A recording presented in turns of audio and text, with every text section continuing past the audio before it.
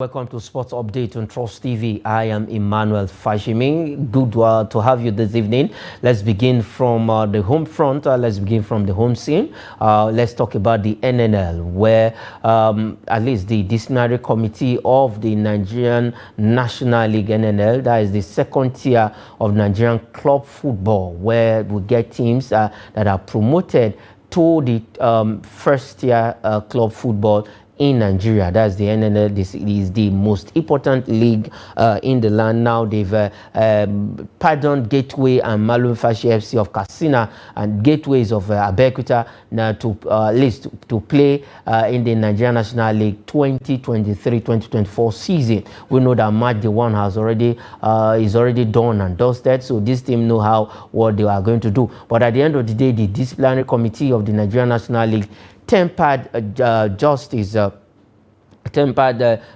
with mercy. At first, so within the week, we reported where these two teams were sanctioned. They were sanctioned.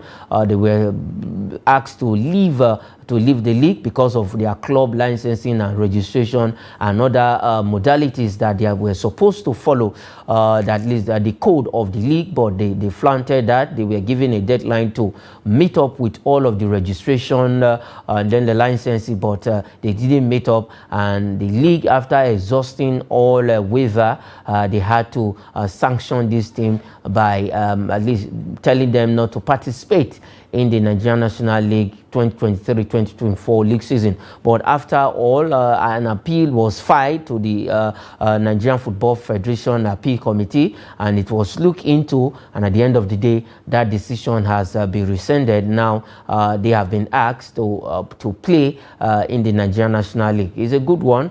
Well, you know, at times, at least this will serve as a deterrent to other clubs in the league who also want to go the way of Gateway United of Abeokuta and Malumfashi FC of Katsina State. So it's a good one. They are welcome back to the league, because at some point when that sanction was in place, their status as a professional football club in Nigeria was cut off, because if you no longer play in the league and you're not recognized, what else do you do? But at this point in time, now that the disciplinary committee has looked into this matter and then at least granting them that permission, granting them that pardon to come back to the league, it's a good one.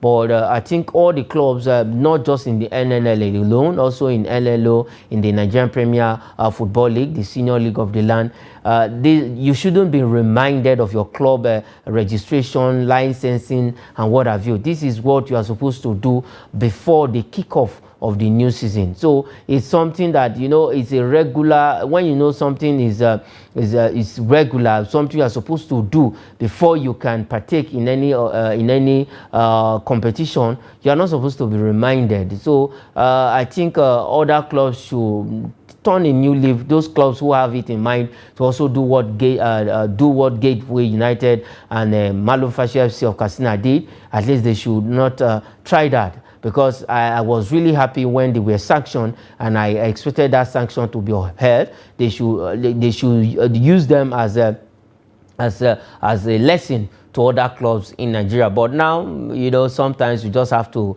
they say when you beat a child with your right hand, you use the other left hand to bring that child close. I think that is what the NNL disciplinary committee did right now. They hit with they signed that sanction with the right hand, and now they have also used the left hand to say, okay, come, and then use the right hand to at least erase that sanction and call them back to the league. I think Gateway United and Malumfashi FC, they are welcome back. All they need to do right now, match day one, like I said, is done and dusted in the NNL. Now we are expecting match day two, so they will have I think the organizers will know how to fix the two teams. Though one was in the Northern Conference and then the other one in the South Conference, so they will know how to go about with their match day one fixture. So it's a good one for Malumfashi FC and Gateway United. All right, let's leave that story.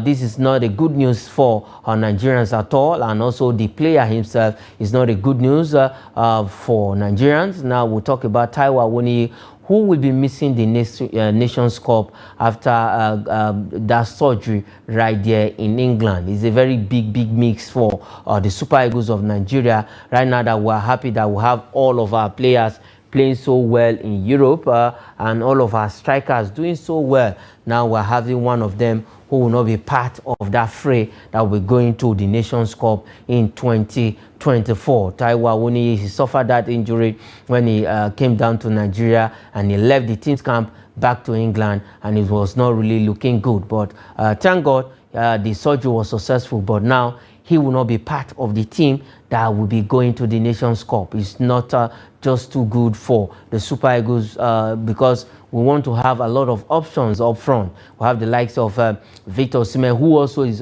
coming back from injury right now. Samuel Chukwueze, Ademola Lookman, Victor Boniface, Nathan Taylor, who just joined, Kelechi Iheanacho. We want to have them in abundance. Let it become a headache for the coach of who to select, of who to pick. But now, Awoniyi will not be part of that headache anymore because of the injury he suffered when he was on international duties with the Super Eagles of Nigeria. But the surgery was successful. At the end of the day, he needs time, he needs months to recuperate, to heal, before he can come back playing football again. Not just the Super Eagles that will miss him, also Nottingham Forest. Steve Cooper, the coach of Nottingham Forest in the English Premier League, they will all miss Taiwo Awoniyi's services. He's a fantastic player, cool-headed, straightforward. He's a young man who knows what he wants, and he's a goal poacher. We know how he started the season. He started the season with injury for Nottingham Forest, and immediately he came back from injury. He kept him banging the goals and having assists. In the month of September alone, he had a couple of good games. In August, he had 3 assists to his name with 3 goals for Taiwo Awoniyi. He was in contention for the Premier League Player of the Month, and then the Nottingham Forest Player of the Month, where he actually scooped that award, and our own Olaino also scooped that award. Nigerians back-to-back winning that award in Nottingham Forest. All we are going to do from Trust TV right now on Sport Update is to wish Taiwo Awoniyi quick recovery. Let's see if he can recover quickly. He can also be in that flight, in that team going to the AFCON 2023 in Côte d'Ivoire. But we wish him quick recovery. We just want him to bounce back and start playing football again. Still on the AFCON story. Now, one man is talking tough, though he's sitting on the fence at this point in time. No other person than John Mikel Obi, former Super Eagles captain, who was there when Nigeria won the the Nations Cup for the 3rd time right there in 2013 in South Africa. That is courtesy of Sunday Mba's lone goal against the Stallions of Burkina Faso. Now, Mikel Obi has tipped the Super Eagles to win the AFCON 2023 in Côte d'Ivoire. But he said they are not the outright favorite. But though they are favorite to win, but not the outright favorite. If you look at what is going on with the Super Eagles right now, a lot of persons believe Nigeria Super Eagles have the team to win the Nations Cup, but they don't have the coach. While a lot of persons believe that the players are not doing enough. So a lot of sections of Nigeria, football fans of Nigeria, is not really happy with the team. Some of them are not happy with the team. Some of them are not happy with the coach. Some of them are not even happy with the NFF, the team, the players, the coaches. A lot of things is going on for the Super Eagles. What we just at least alleviate all of these talks and here and there, frown, pain, is just for the Super Eagles to win the Nations Cup in Côte d'Ivoire. I think if they can do that, at least it's going to be a very big relief for Nigerians, because Nigerians football fans has actually gone through a lot. Remember when we lost the World Cup ticket here in Abuja, it was not an easy one for a lot of football fans, including myself, because I was there. I think I was not really happy all through that night where we lost the World Cup ticket right here in the city of Abuja. It was not really a good day in the office for myself and for the Super Eagles of Nigeria and for the entire nation. And this time around, we've started the World Cup qualifier also on a shaky note, playing 2 draws against the Crocodiles of Lesotho and the Warriors of Zimbabwe, which very soon will start, like some of my friends say, we'll carry our calculator and start punching the buttons of those calculators. We'll start doing permutations. If this one win, if this one lost, if this one draw, Nigeria will qualify. For how long are we going to continue doing permutations before we can qualify? So let's see, like what John Mikel Obi is saying. He said the Super Eagles of Nigeria, they are favorite to win the Nations Cup, but not the outright favorite. The likes of Morocco is there, Cote d'Ivoire, the host nation, they are not pushover. We have Algeria, we have Senegal, who are the defending champion. Egypt is there. We have a couple of other good teams who right now in Africa, they can hold their own any day. We saw what Morocco did in the World Cup, that is in Qatar 2022, where they became the first African country to get to the semi-final of the World Cup.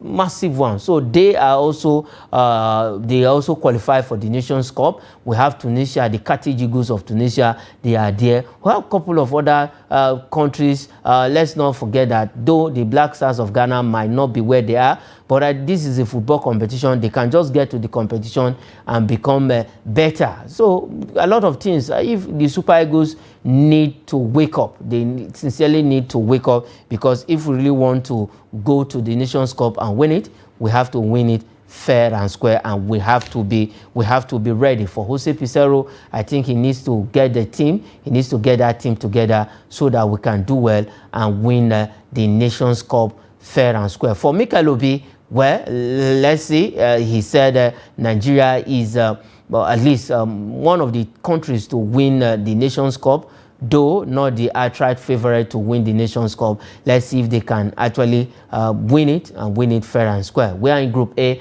where we have Cote d'Ivoire, Guinea-Bissau, and Equatorial Guinea. And we will be playing our opening game between, I think, against Equatorial Guinea, our opening game between Nigeria, between the Super Eagles of Nigeria and Equatorial Guinea, when the Nations Cup kick off next year, January. That is on the 13th of January next year, when the Nations Cup will start, the second week of the month of January 2024. So let's see, from what Mikel is saying, the Super Eagles need to wake up if we want to really win the Nations Cup. Okay, let's leave that story. Let's quickly look at this our story on the show this evening. Now let's look at the NPFL. We talked about the NPFL in the money, but this time around, one player is talking for a particular club, and because now they are on cloud 9 for getting that maximum 3 points against their arch rivals from Edo State, that is the Bini Arsenals, Bendel Insurance Football Club. In March, they won rescheduled encounter between Enyimba International of Aba and Bendel Insurance. It was 2-1 against Bendel Insurance in that particular game, and Enyimba striker Atule, as he's called, is now talking tough that they will keep working hard to see how they can defend the title they won last season. Atule is a striker for Enyimba International of Aba. He was recruited from Lobby Stars of Makurdi. Now that game against Bendel Insurance has given them confidence to move forward in the Nigerian Premier Football League, because they didn't start the league. They didn't start the league very well. They started on a very shaky note, though they've played lesser games than every other team in the Nigerian Premier Football League because of the courtesy of their continental engagement. Now Atule has come out to say, okay, we will keep working hard. They will build on that, on the success. They will build on that victory against the Bendel Insurance. To tell you the truth, since 2019, Enyimba has not been able to beat Bendel Insurance. They've played 5 games, all of 4 ending in a draw, and 1 win for it was 1 win for Bendel Insurance. Now it is all square. Out of 6 games, 1 win for the 2 teams, and all other 4 fixtures has ended in a draw. So these 2 teams have played each other since 2019. There have been no win for Enyimba of Aba. This is their first win for them against Bendel Insurance since 2019. So I can see why Atule is saying that they will keep working hard. Sincerely, they need to keep working hard if they want to retain the Nigerian Premier Football League title for a record 10 times. They've won it 9 times. They've won it more than any other team in the Nigerian Premier Football League. So they are the Manchester United. When it comes to league trophies, they are the Manchester United of Nigerian Premier Football League. Because why? They've won it 9 good times. For Manchester United, they've won the English Premier League 20 good times. So they are topping overall winners of that league. So let's leave Atule. Let's see how Enyimba will build on their success on rescheduled fixture of Match Day 1, where they defeated Bendel Insurance of Benin Arsenals, as they are called, in Match Day 1 rescheduled fixture between them. So let's see how Enyimba will move forward. And then for Bendel Insurance, let's see how they will bounce back on Match Day 10 from that defeat. Now, still talking about the NPFL, the Nigerian Premier League. Now, let's look at the officiating side of it, where the NFF has clamped down on about 4 good referees in the Nigerian Premier Football League. Referees in the Nigerian Women's League, referee in the NLL, and the Nigerian Premier Football League. 4 of them have been sanctioned. They've been stepped down. They will not be part of the officiating team for some part of the season because of misconduct of how they handle matches in the Nigerian Women's Football League. Then some of them in the Nigerian Women's Football League, some in the Nigerian Premier Football League, and some of them in the Nigerian National League. So about 4 of these referees, one from Edo State, from Cross River, and then River State, in that particular order, have been sanctioned. Ogbene, one name, the Ogbene is from Cross River. His name is Ogbene. He has been sanctioned also. He has been stepped down from officiating duties for now. Then until when the NFF referee committee find them worthy to come back at least on an officiate game, that is when they will be allowed to come back and officiate games, which is actually a good one. We want to really see how we can make our officiating very tight when it comes to all of our league engagement in Nigeria, because if you look recently, we've not even recently, whenever there is CAF competition, world FIFA competition, it's hard for you to see a Nigerian referee becoming a center referee. At the end of the day, maybe they'll just give us assistant referee AR1 or AR2. So it's a good one. It's a good one for the NFF referee committee trying to sanction, at least use these ones as examples to other referees who want to misbehave when handling club games, club engagement. So it's a good one. Kudos to the NFF referee committee for actually using this referee as example for others in the league. Okay, let's leave that story quickly before we'll go on the show. Let's take this story. It concerns in Nigeria. It concerns our own. Let's talk about this transfer story. This transfer was supposed to happen in the summer, but it collapsed due to her education in the United States of America. But now I think she's free. She's done with her studies, and she's ready to go to Europe, at least have some feel of what football is in Europe. No other person than Super Eagles Echegini, as she is called.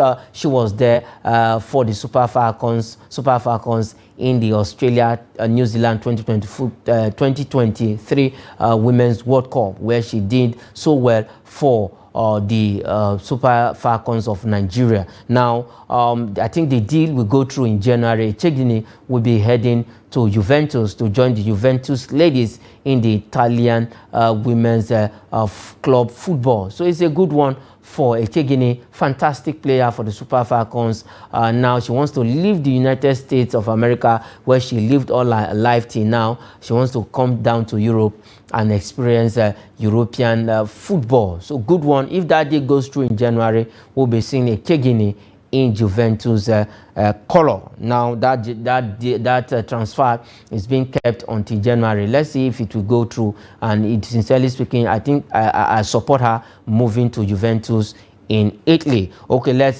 take this last one. It concerns fixtures. The leagues are back. We know the international break is over. Now we have the leagues are back in Europe, and there are games that have been lined up for tonight in La Liga, Italian Serie A, and the French Ligue 1. We have fixtures for today. Let's quickly look at the fixtures before we go on the show. Alaves, we play host to Granada in the La Liga, that is in Spain. FC Cologne, we battle Bayern Munich. They are topping the table because they are topping the table ahead of Bayer Leverkusen. They've played more games than Bayer Leverkusen. That is why they are at the top of the table. Where Paris Saint-Germain will be in Paris, France, to play host to FC Monaco in the French Ligue 1. So those are the games that are lined up for tonight. Like I said, the international breaks are over and now the leagues are back. So those are some of the games that will be coming up.